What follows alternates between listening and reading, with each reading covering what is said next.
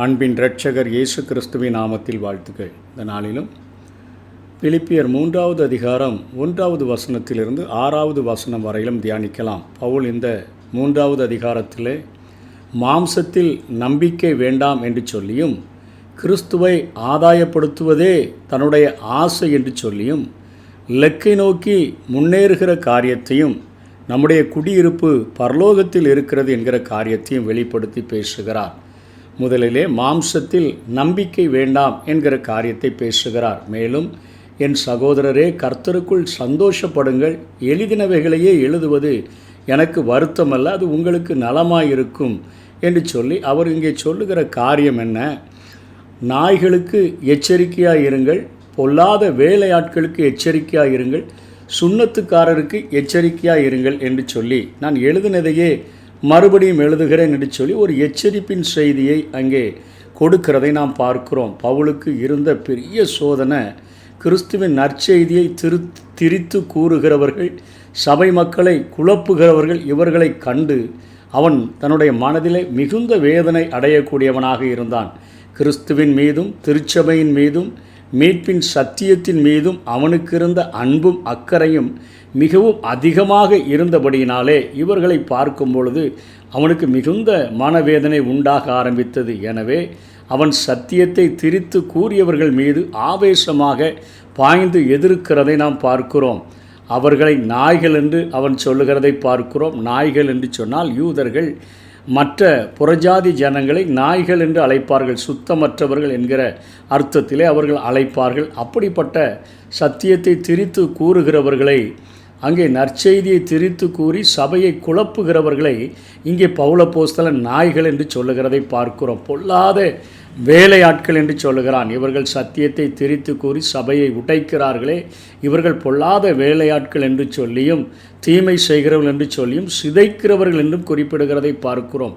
அதாவது சுண்ணத்துக்காரருக்கு எச்சரிக்கையாக இருங்கள் என்று சொன்னால், இங்கே சிதைப்பு என்பது விருத்த சேதனம் செய்கின்ற மக்களை பார்த்து மாம்சத்தை சிதைக்கிறவர்கள் என்கிற அர்த்தத்திலே சுண்ணத்துக்காரருக்கு எச்சரிக்கையாக இருங்கள் என்று இங்கே பவுல் கூறுகிறதை பார்க்கிறோம். யூத மரபு கொள்கைக்காரர்கள் பழைய ஏற்பாட்டின் அடையாளமான விருத்த சேதனம்தான் ரட்சிப்புக்கு மிகவும் அவசியம் என்று சொல்லி அவர்கள் கூறி வந்தார்கள்.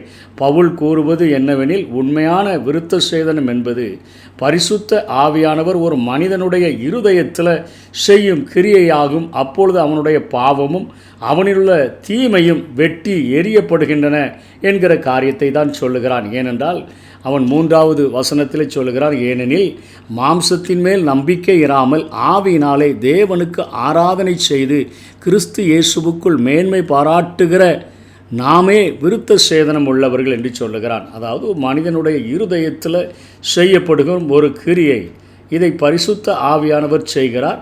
அவனுடைய பாவம், அவனுடைய தீமைகள் வெட்டி எரியப்படுகின்றன. ஆகவே மாம்சத்தின் மேல் நம்பிக்கை வைக்க வேண்டுமானால் நானும் வைக்கலாம் என்று அவன் ஒரு 7 காரியங்களை இங்கே அவன் குறிப்பிட்டு சொல்லுகிறதை பார்க்கிறோம். என்ன சொல்லுகிறான்? அவன் மாம்சத்திலே நான் அதிகமாய் மேன்மை பாராட்ட முடியும் என்று சொன்னால் நான் 8ஆம் நாளிலே விருத்த சேதனம் அடைந்தவன் என்று சொல்லுகிறான். அதே போல நான் இஸ்ரவேல் வம்சத்தான் என்று சொல்லுகிறான். அவர்கள் மேன்மை பாராட்டி சொல்லுகிறார்களே, மாம்சத்தில் மேன்மை பாராட்ட வேண்டும் என்று சொன்னால் என்னுடைய பழைய வாழ்க்கையிலே இத்தகைய மேன்மை பாராட்டுதல் இருந்தது என்று சொல்லுகிறான். 8ஆம் நாளிலே விருத்த சேதனம் பெற்றவன், இஸ்ரவேல் வம்சத்தான், அதில் பென்யமின் கோத்திரத்தை சேர்ந்தவன், எபிரேயரில் பிறந்த எபிரேயன் என்று சொல்லுகிறான். நியாய பிரமாணத்தின்படி பரிசேயன். எப்படி பரிசேயர்கள் தங்களை அந்த வேத பிரமாணத்தின்படி காத்து கொண்டார்களோ அப்படி வாழ்ந்தவன் என்று சொல்லுகிறான். பக்தி வைராக்கியத்தின்படி சபையை துன்பப்படுத்தினவன், நியாய பிரமாணத்திற்குரிய நீதியின்படி குற்றம் சாட்டப்படாதவன். இத்தனை காரியங்கள் எனக்குள்ளாக நான் மாம்சத்தை குறித்து மேன்மை பாராட்டக்கூடியதாக இருந்தாலும் 7ஆம் வசனத்தில் சொல்கிறார், ஆகிலும் எனக்கு லாபமாக இருந்தவைகள் எவைகளோ அவைகளை கிறிஸ்துவுக்காக நஷ்டம் என்று எண்ணினேன். எப்போ எண்ண ஆரம்பித்தார்?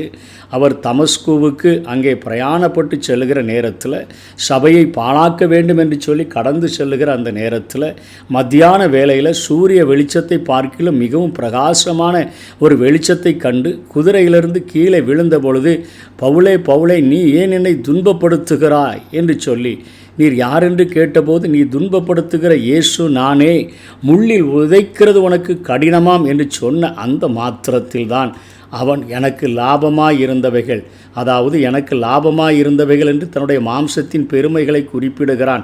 8ஆம் நாளிலேயே விருத்த சேதனம் அடைந்தவன், நான் இஸ்ரவேல் வம்சத்தான், நான் பென்யமின் கோத்திரத்தான், நான் எபிரேயரில் பிறந்த எபிரேயன், நியாயப்பிரமாணத்தின்படி பரிசேயன், பக்தி வைராக்கியத்தின்படி சபையை துன்பப்படுத்தினவன், நியாயப்பிரமாணத்திற்குரிய நீதியின்படி குற்றம் சாட்டப்படாதவன். இவைகளெல்லாம் மாம்சத்தின் பெருமைகளாக எனக்கு இருந்தன.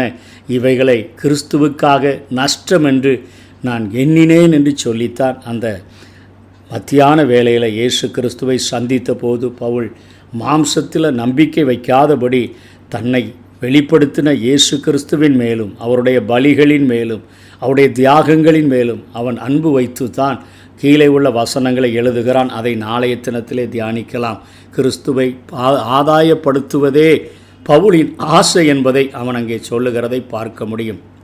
ஆகவே நாமும் நம்முடைய வாழ்க்கையிலே நம்முடைய பிறப்பை குறித்தோ, நம்முடைய இனப்பெருமையை குறித்தோ, நம்முடைய குலப்பெருமையை குறித்தோ, நம்முடைய பட்டத்தை குறித்தோ, நம்முடைய பதவிகளை குறித்தோ, நம்முடைய பேக்ரவுண்டை குறித்தோ, அல்லது பரிசையினை போல நான் சின்ன வயசிலிருந்து இவைகளையெல்லாம் கடைபிடித்து செய்கிறேன் என்கிற நம்முடைய சுயநீதியை குறித்தோ நாம் பேர்மை பாராட்டாதபடி, ஆண்டவரே, நான் உம்முடைய பலியின் மேலே, அந்த பலியினால்தான், அந்த சிந்தப்பட்ட இரத்தத்தினால்தான் நான் தேவனுடைய இரக்கத்தின்படி அவர் பாராட்டின தயவின்படி நான் நீதிமானாக மாற்றப்பட்டிருக்கிறேன். ஆகவே ஒவ்வொரு நாளும் நான் மாம்சத்தின்படி நான் நம்பிக்கை வைக்காதபடி, என் மாம்சத்தின் மேலே நம்பிக்கை வைக்காதபடி எனக்காக மரித்த இயேசு கிறிஸ்துவின் மேலே நம்பிக்கை வைத்து ஒவ்வொரு நாளும் வாழ உதவி செய்யும் என்று சொல்லி கேட்டு அப்படி வாழுவோம். கர்த்தர் தாமே நம்மை ஆசீர்வதிப்பாராக.